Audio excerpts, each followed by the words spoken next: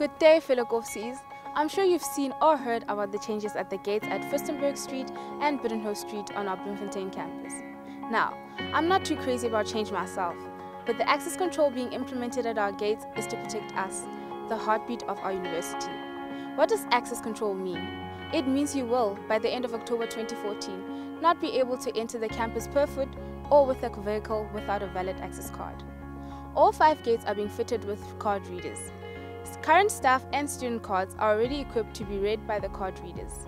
You will have to swipe your card close to the reader to open the boom or turnstile. When will the access control be implemented?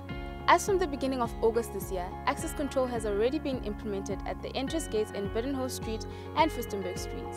The remaining 3 gates in Nelson Mandela Drive, Van Newton Drive and D.F. Malherbe Drive are currently being fitted with card readers.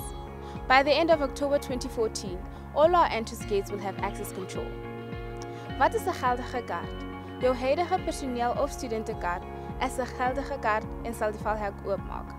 Gekontrakteerde werkers en mense wie besigheid op kampus doen, kan aansoek doen vir 'n geldige kaart. Ons het spesiaal vir julle 'n aparte video gemaak om die proses te verduidelik. Gaan net na die skakel wat ons aan die einde van hierdie video verskaf.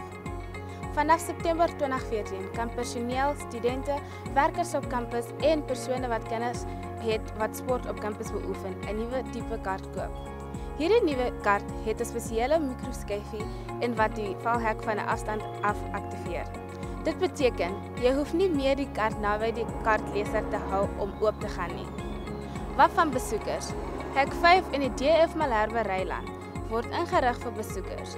'n Besoeksentrum word alreeds by hierdie ingang gebou. Ouers, familie, vriende, besoekers, kongresgangers ensovoort sal van hierdie hek gebruik maak. Sekuriteit sal 'n besoeker se bestuurslisensie en die lisensie van die kar skandeer. Besoekers per voet sal gevra word om hulle ID-dokument of bestuurslisensie te vertoon voor hulle toegelaat sal word op kampus. I may not be too fond of change, but this change, fellow Govsies, are welcome.